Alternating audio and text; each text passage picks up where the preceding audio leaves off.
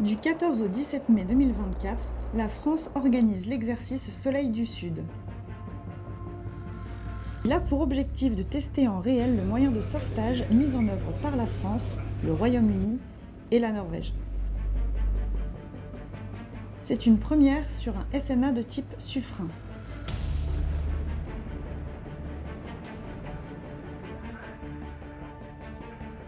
Le Soleil du Sud est également l'occasion de vérifier les capacités d'accueil de la base navale de Toulon d'un système imposant une logistique lourde. 25 camions poids lourds ont été nécessaires pour descendre le système depuis sa base mère à Faslane jusqu'à Toulon. 2 grues de fort tonnage et près de 80 personnes sont requises pour embarquer le système sur le bateau support, le BSA Jason.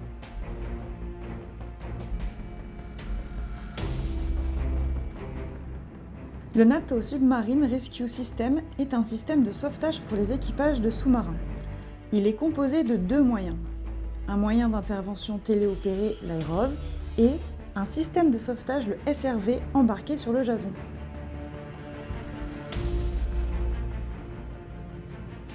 Le submersible de sauvetage est armé par 2 pilotes et un opérateur situé dans la chambre qui peut accueillir jusqu'à une quinzaine de rescapés.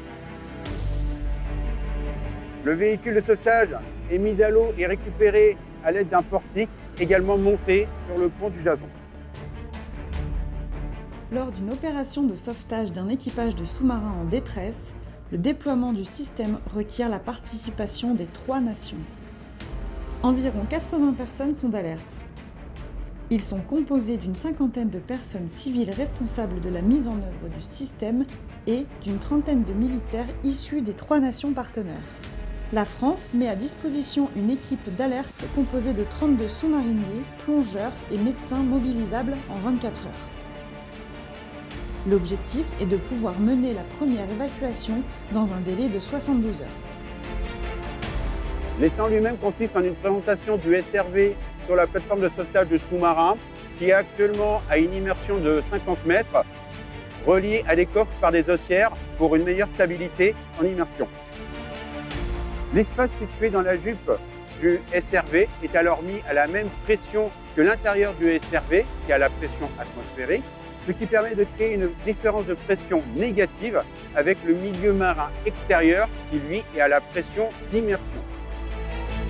Cela permet de créer l'effet ventouse suffisant pour pouvoir obtenir l'étanchéité nécessaire entre le SRV et le panneau du sous-marin et permettre l'ouverture des 2 panneaux et par la suite procéder à l'évacuation du personnel.